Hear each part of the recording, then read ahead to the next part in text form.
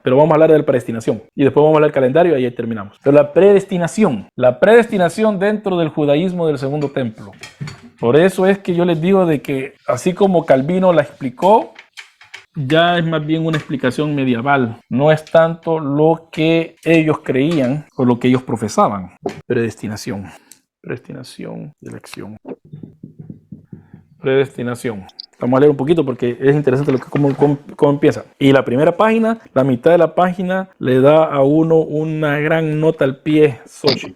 Xochitl da una inmensa nota al pie. El término predestinación, voy a leer la nota primero, u otros similares como predeterminismo, crea dificultades a mucho. Véase a Marx. Yatil une predestinación en Qumran, en revista Corelli, revista Corelli, 1967, o Forschner, y ahí cita a un alemán. ¿Quién critica a Einstein o von Einstein, quien critica la rigidez de la terminología racionalista moderna? Oiga, en A. Marx hay también un excelente status questionis, un estatus de cuestionar. En este contexto, el término predestinación o predeterminismo puede mantenerse, pero aclaro que debe entenderse solo como indicador de un cierto fenómeno histórico que afecta a la secta esenia y no más. Oiga, por eso es que hay gente que piensa de que Pablo era esenio. En otras palabras, la predestinación qumránica tiene características que la identifican independientemente de las aporías filosóficas que pueden plantearse. Este hecho no es sorprendente porque cada término, incluso filosófico, asume siempre un valor particular cuando es empleado para indicar el pensamiento concreto de un hombre. Alma quiere decir siempre alma, pero no es el mismo concepto en Platón, Aristóteles o en Tomás de Aquino. Lo que estamos diciendo, es que las interpretaciones. El discurso de los esenios se centra más en Dios que en el hombre. Creían en el ser humano podía ser bueno o malo porque así lo había hecho Dios, y que Belial, o sea, el diablo, había sido creado por la divinidad y como tal para realizar sus planes. O sea, que Dios es el creador del mal. También los malvados forman parte del signo divino, al igual que su destrucción final. Doble predestinación aquí. En cualquier caso, porque como aquel que puso, ¿va? de que los padres de la iglesia está todo el calvinismo. Bueno, también está en los esenios, pues está la doble predestinación y todo eso. O sea que estos pensamientos siempre han estado. Otra cosa que se sistematicen. En cualquier caso, el hecho de que Flavio Josefo se haya centrado justamente en el problema de la libertad de elección del hombre para realizar su presentación de las sectas judías tiene su importancia y muestra que en su tiempo el problema del libre albedrío era central en el pensamiento judío. Oiga bien, la vez pasada leímos todos los pasajes donde Josefo hablaba acerca de los fariseos y saduceos y todos ellos. Y leímos cómo es que él habló acerca del libre albedrío también. Xochitl llega a la conclusión de que hubo un tiempo de que este tema era central para el judaísmo de su época. No es nada nuevo. Por eso les digo, toda esta gente que esto desde que Arminio fue Arminio, no saben, nunca han leído nada. Y vamos también, y aquí lo voy a decir, vamos también a Núñez, a Sugel, a MacArthur, a Washer, todos ellos quedan, miren hermanos, después de que nosotros hemos leído todo esto, y le estoy leyendo los textos para que no vengan al día de mañana a decir, el hijo Abel se alimentó. Ahorita yo no tengo la altura para estar enseñando prácticamente solo de lo mío. Sí, prefiero ahorita en esta etapa de mi aventura de la enseñanza, leer los textos para que vean que yo estoy leyendo las fuentes tanto primarias como secundarias y de expertos, y no me estoy inventando yo las cosas. Mírenlo, se lo vuelvo a leer. En cualquier caso, el hecho de que Flavio Josefo se haya centrado justamente en el problema de la libertad de elección del hombre para realizar su presentación de las sectas judías tiene su importancia y muestra que en su tiempo el problema del libre albedrío era central en el pensamiento judío. Según Sugel, no, salió hasta después, que fueron los arminianos que se inventaron todo eso. No, los judíos pensaban ya en todo eso. Para poder subsistir, toda religión debe creer en la libertad del hombre y en la de Dios, lo que plantea infinitos problemas como muestra la historia del pensamiento teológico. Y Sugel enseñó historia teológica en el Sauren, para que vean el nivel que está ahí. Solo eso digo. Por eso lo vuelvo a repetir, por eso me quieren. Porque este personaje que claramente no sabe, lo ponen a enseñar a nivel máster de divinidades, a los de habla hispana. Y cuando salen egresados de ahí, se topan con alguien como yo, o se topan con otra persona de mi mismo nivel, y solo porque tienen una maestría de divinidades, creen ellos que saben, y se enojan porque uno los trata de menos. Si no sabes nada, fuiste a desperdiciar tus miles de dólares ahí, tu tiempo, ¿verdad? Entonces, yo no estoy diciendo que Sauron sea malo. Sauron, si uno va a estudiar inglés ahí sí la cosa es buena, pero de habla hispana, Dominic estaba ahí, cuando él estaba ahí, sus clases eran excelentes, yo no sé quién lo reemplazó, me doy a entender. Si alguien quiere ser un pensador independiente en Southern, desgraciadamente ¿cómo se llama? Lo acechan, ¿verdad? Y el ejemplo por excelencia está en Ben Stanhope, que ahora ya no cree en Dios, ya se hizo ateo, Ben Stanhope, por cómo lo trataron en Southern. Si son los cristianos, entonces, ¿qué pasa? Ok. Ahora bien, los esenios dieron máxima importancia a la libertad de Dios en detrimento a la del hombre. ¿Quién hace esto? ¿Quién puede decirlo en vez que yo? Nadie lo quiere decir, todos tienen miedo. El calvinismo. Eso es lo que hacen. Eso es lo que hace Piper. En este sentido fueron predeterministas. Incluso en su concepto de predestinación es único e irrepetible como toda la individualidad histórica. Ok. La omnipotencia de Dios y su libre intervención en la historia de los hombres para dirigirla hacia metas por él conocidas son concepciones antiguas en Israel. Ya Amós relaciona estrictamente la omnipotencia, la omnipotente intervención de Dios en la historia con su capacidad creadora. La divinidad ha creado las cosas, por lo que también ella es causa de algún modo de los acontecimientos humanos. Él hace las Pleiades y Orión. A mí me gusta cuando leo esto porque me gusta la astronomía. Transforma la oscuridad en aurora. Cada día cambia el día y noche, llama las aguas del mar, las esparce sobre la superficie de la tierra. Yahvé es su nombre, él trae la ruina sobre el fuerte y hace llegar la desgracia sobre la ciudad fortificada. El sentido de la vida del hombre enteramente en las manos de Dios se expresa con la máxima claridad en Jeremías a través de la conocida imagen del alfarero, como también utiliza Pablo. Romanos 9:20. Bueno, y ahí no lo voy a leer para seguir adelante. Jeremías 18, 1 al 6. Pero en Jeremías, o al menos en un cierto Jeremías, dice aquí, el pensamiento de Jeremías es muy complejo, pero puede entreverse una línea de desarrollo que difícilmente puede atribuirse a varias ediciones que sufrió su texto. Una vez más, Sochi piensa que fue bastante editado Jeremías. El sentido de la omnipotencia de Dios en la historia se encuentra también moderado, simultáneamente por el reconocimiento de la libertad del hombre. Y aquí está la cosa. A la gente le encanta citar Jeremías y decir que el alfarero es el que hace todo y uno no puede hacerse nada. Pero mire lo que dice en Jeremías 18, 17 al 8, los siguientes versículos. Si amenazo con aniquilar y destruir a un pueblo o un reino, pero si ese pueblo al que ha amenazado se convierte en sus iniquidades, también yo desistiré del castigo que había decidido infligirle. O sea que Dios es el que nos forma, Dios es el que nos moldea, Él tiene toda la potestad. Pero en los dos siguientes versículos, donde acaba de decir eso, Él dice, pero si un pueblo, un reino que está amenazado para ser aniquilado, se arrepiente, lo que el Señor determinó no va a pasar. En el mismo pasaje dice eso Dios hablando, que Él tiene potestad de hacer todo, pero si alguien se arrepiente, o un pueblo en este caso, Él no va a hacer lo que Él había dicho en sí mismo que iba a hacer. O sea que, porque la soberanía de Dios que enseña Piper es que Dios dice una cosa y la va a hacer, pase lo que pase.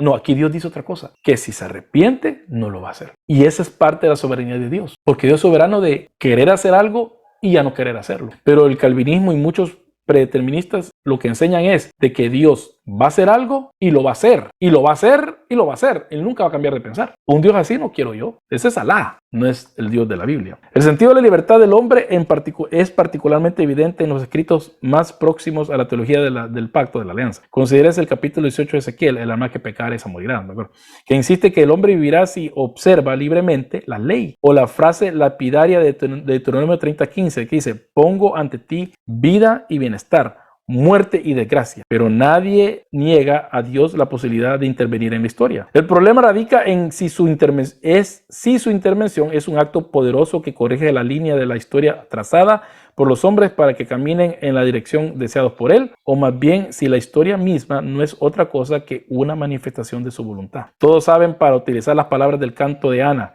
que nadie puede resistir a Dios por la fuerza. El arco de los fuertes queda destrozado, mientras que los débiles se ciñen de valor. 1 Samuel 2:4, pasaje posexílico. El problema está en si la justicia y el arrepentimiento pueden impedir el castigo amenazador. Jeremías conoce la desesperación de ser un profeta justamente porque tuvo dudas sobre la posibilidad del arrepentimiento. O sea, si Dios predetermina que me va a matar a mí porque yo hice algo malo, pero yo me arrepiento bajo el esquema que muchos calvinistas nos dan, porque no todos los calvinistas son así. Dios me tiene que matar, porque Dios ya lo dijo, no se puede contradecir. Pero si yo me arrepiento, dice Dios que Él va a parar el juicio que dijo, que predeterminó que iba a pasar contra mí. Entonces, ese es el Dios que ustedes oyen de los púlpitos calvinistas, o de los púlpitos neocalvinistas, mejor dicho. Es otro Dios prácticamente. Se fijan, es otro Dios. Y o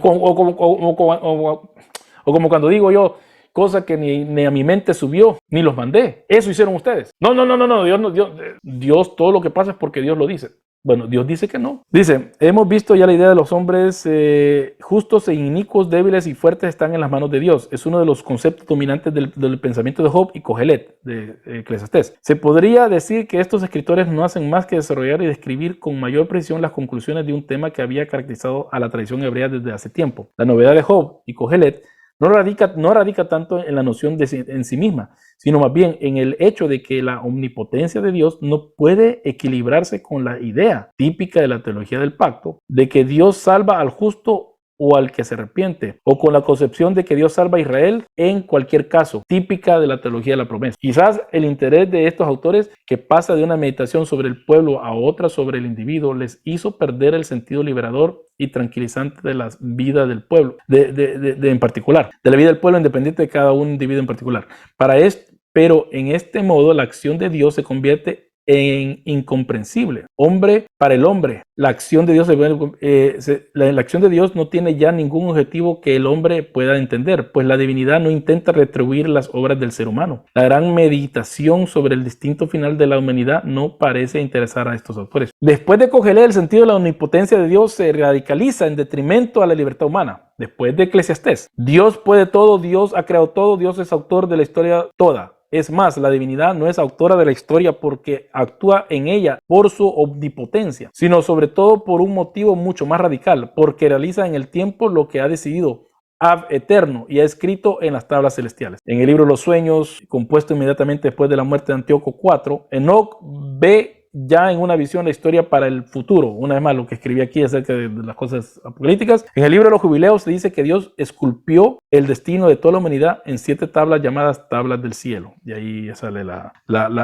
¿cómo se llama? La cita. Ahora, no voy a leer todo. Habla acerca de Qumran, habla acerca de todos ellos, pero lo que vamos a leer por último va a ser esto.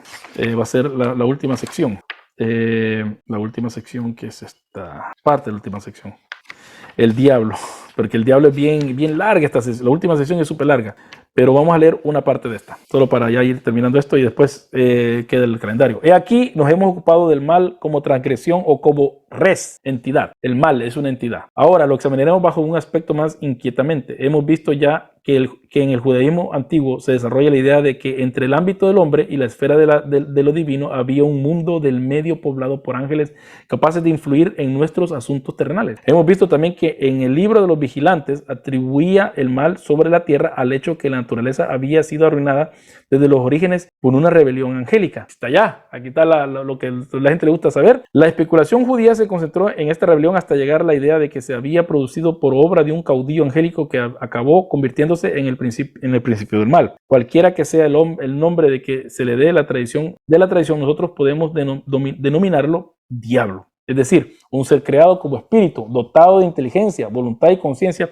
que se revela en un determinado momento contra el orden de cosas querido por Dios y contra Dios mismo. La figura del diablo nace en el judaísmo, cuando éste buscaba organizar en una teología rígidamente monoteísta los datos heredados de la tradición. Como es notorio, antes del exilio los hebreos eran monolátricos o bien politeístas. La monolatría, que solo le tenía que dar a la adoración a un dios, o politeístas, que tenían bastantes dioses. La figura del diablo presenta 2 aspectos fundamentales en el judaísmo del Segundo Templo. 1. El diablo puede ser el principio del mal y su existencia explica el origen del arquei, pero no es activo. El arquei es los principados. En este caso, el diablo es solo la causa primera de que la naturaleza esté pervertida. 2. El diablo puede concebirse también como voluntad continuamente activa en la historia, siempre rebelde a Dios y maléfica para el hombre. O sea que el diablo es como un instrumento que es parte de toda esta maquinaria de que existe la creación y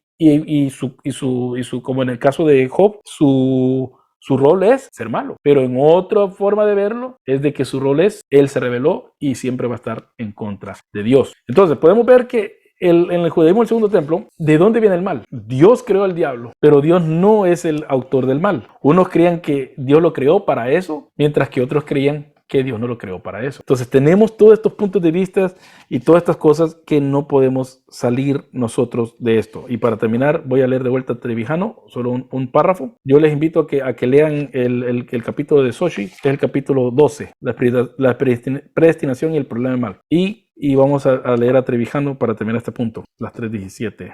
Dice así: predestinación y elección. Los sectarios aplican la predestinación tanto a la historia humana como a la biografía personal. En lo que atañe a la historia, su aplicación central es la de los periodos cuya entera secuencia y componentes están preordenados en el plan divino desde antes de la creación. Acuérdense, también Pablo habla de eso. Habla de antes de la fundación del mundo, en Efesios. Aunque sea una secuencia enigmática y misteriosa designada por ello, como los misterios de Dios, solo el conocimiento de los misterios capacita para una verdadera comprensión del proceso histórico, su dirección y su fin próximo. Los sectarios pensaban que este conocimiento divino había sido dado a los profetas y podía ser revelado de nuevo por verdadera interpretación, igualmente inspirada, función realizada por el maestro de justicia. Siempre el maestro de justicia es el que en medio de los esenios era su Jesús prácticamente. Y lo que él enseñó, eso lo tenía que seguir.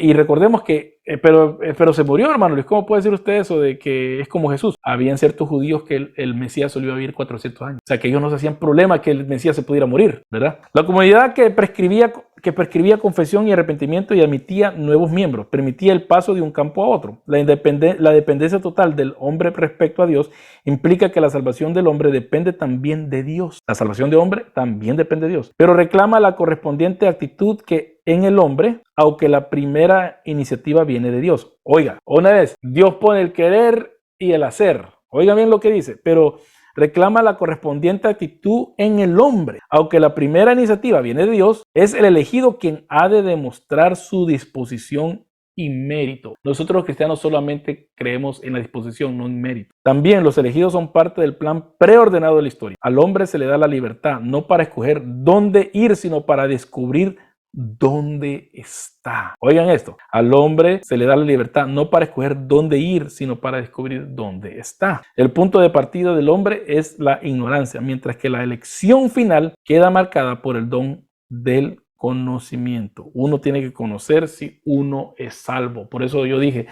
siempre pregunto, ¿ya te habló el Espíritu Santo? ¿Ya te confirmó que porque el Espíritu habla a nuestro espíritu que somos hijos de Dios? ¿Ya le habló el Espíritu a ustedes? Y mucha gente dice que no, que entonces ese es un problema de ellos. ¿Alguna pregunta? ¿Algún comentario? Ya vamos a terminar para que se puedan ir a dormir. ¿No hay preguntas? ¿No hay comentarios? No los oigo. Ya, ok. Ah, sí, porque dije que no iba a hacer preguntas, pero al final yo me estoy contradiciendo también. El calendario, entonces, lo último. ¿Por qué es importante leer el calendario, mis hermanos? Porque el calendario ha sido una cosa problemática dentro del judaísmo. El calendario. Acuérdese que también nosotros los cristianos hemos tenido tuvimos en un tiempo un gran problema en los primeros siglos sobre el calendario por la Semana Santa. La controversia cuadrimetense, algo así. No me acuerdo cómo se dice eso. Que cuando se tenía que observar la Semana Santa. Eso fue algo que casi quiebra todo el cristianismo. Imagínense solo por una celebración. Esto también es algo largo, pero solo vamos a leer. Solo son de la página 507 a la 514. Los dos calendarios. Está fuera de discusión que en tiempos de Jesús existían dos calendarios distintos. Uno se denomina lunisolar y el otro solar. Porque cuando la gente dice de que nosotros sabemos las fechas y los tiempos, la pregunta es, ¿sabías que habían dos calendarios? Y por eso es que había tanta diferencia entre los esenios y los fariseos y toda esta gente. En el calendario lunisolar, los meses coincidían más o menos con los fases lunares. Este calendario constaba de 12 meses compuestos alternativamente del 29 al 30, dado que la fase lunar dura aproximadamente 29 días y medio. 12 meses así compuestos forman un año de 354 días, destinado por tanto a retrasarse en 11 días respecto al año solar. Para evitar este desfase, cada 2 o 3 años se incorporaban un mes intercalar a fines de año, de manera que el primer mes del año, llamaban Nisan, apareciera siempre la primera luna llena después del equinoccio de primavera, cuando el día más corto. Este día de luna llena del primer mes era el 15, día de la principal festividad hebrea, la Pascua. Por eso es que necesitaban saber cómo era el calendario, porque tenían que celebrar la Pascua. Coincidía, por tanto, con el plenilunio, independientemente de los días de la semana. El calendario solar usado en tiempos de Jesús, oiga, este ya es otro, en tiempos de Jesús tenía 364 días, divididos en 8 meses de 30 días y 4 de 31 días. Los meses de 30 y de 31 estaban dispuestos de tal manera que se obtuvieran 4 periodos iguales, cada uno formado de 2 meses de 30 días, seguido por uno de 31. Esta subdivisión de tiempo presentaba innegables atractivos en el plano de la especulación numérica. En el año era divisible perfectamente 4 estaciones de 91 días cada uno, y aquí en Australia eso es lo que seguimos. Aquí en Australia, cuando empieza la primavera, es una fecha exacta, no es que va entrando, no, fecha, aunque esté lloviendo, lo que sea, es primavera. El año siempre empezaba en miércoles, día de la creación de los astros, y por tanto del tiempo histórico. El inicio del año actualizaba litúrgicamente el día de la creación de los astros. Según este calendario solar, todos los años eran iguales, no solo porque todos duraban 364 días, sino también porque cada día del mes correspondía siempre al mismo día de la semana. En consecuencia, las fiestas caían siempre el mismo día de la semana. La Pascua, que también según este calendario correspondía el 15 del primer mes, caía siempre en miércoles, el día litúrgicamente más importante, y no era el sábado. Los días de la semana eran los mismos en los dos calendarios. El miércoles era miércoles para todos los hebreos, como el sábado era sábado. Este calendario quedaba retrasado con respecto al año solar o poco más. No está claro cómo se producía la nivelación que necesariamente debía realizarse. Se excluye que se intercalara un día o dos todos los años, porque esto habría producido un cambio de los días de la semana dentro del calendario que permanecían fijos. No queda sino pensar que cada 5 años aproximadamente se insertaba una semana entera, una semana añadida, y por tanto fuera el concepto anual. Y aquí viene: la existencia del calendario lunisolar fue siempre conocida. Aparte de ciertas noticias relativas de la época preexílica, se consideraba que este era el único calendario en la Biblia. Oye Maravi, la única... esta gente no solamente peleaban por la única interpretación, sino también por el único calendario. Se creía que cualquier caso, que las diferencias afectaban a los nombres de los meses y no a la estructura del calendario. En lo que se refiere a la época hebrea, esta opinión es muy probable, aunque la fecha del inicio del año en el primer día de Nisan debió establecerse solamente en la época del exilio. Era conocida también la existencia de un calendario solar, porque teníamos noticias de él gracias al libro de los jubileos y el Enoc etíope, conocidos desde hace tiempo. Sin embargo, jamás se había dado importancia a este hecho. Esto es algo nuevo, pero con el descubrimiento de los manuscritos del Mar Muerto, los estudiosos se han visto obligados a tomar en consideración el problema de los dos calendarios, puesto que estos textos solo conocen un calendario solar. Este hecho plantea varios problemas. ¿Cuál de los dos calendarios era el más antiguo en Israel? ¿Cuál era la distribución de los calendarios en la sociedad hebrea?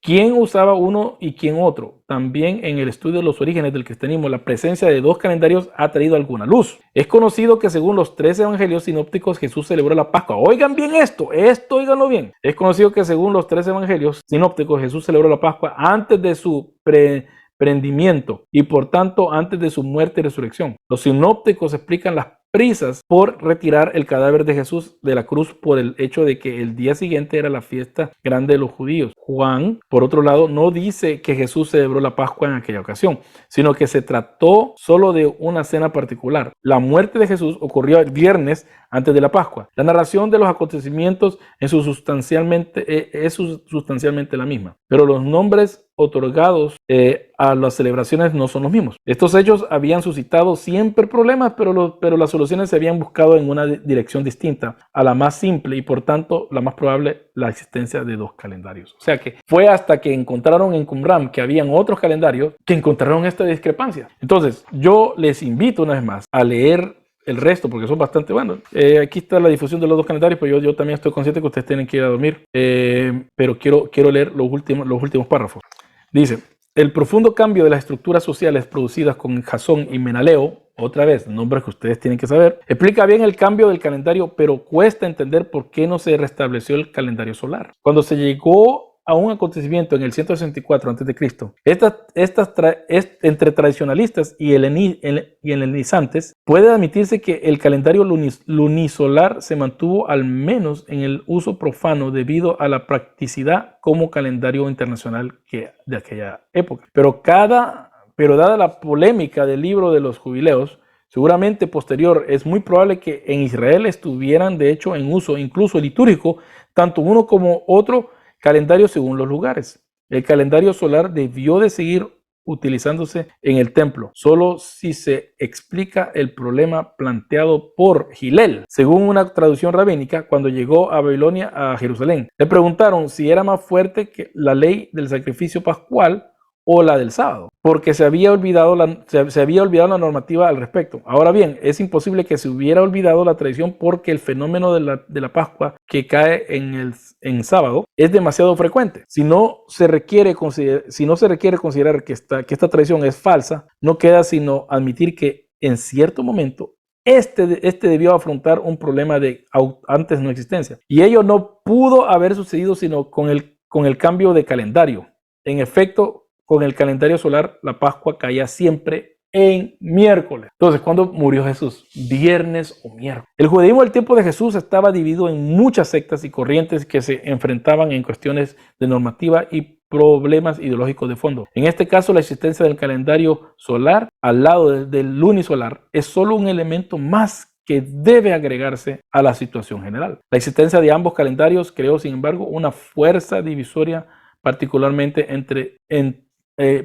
porque rompía la comunidad litúrgica. Dos calendarios, un lunisolar, otro solar. Sabemos que al final solo es que se ocupa el lunisolar. ¿Y qué pasó con el calendario solar? Desapareció. ¿Por qué?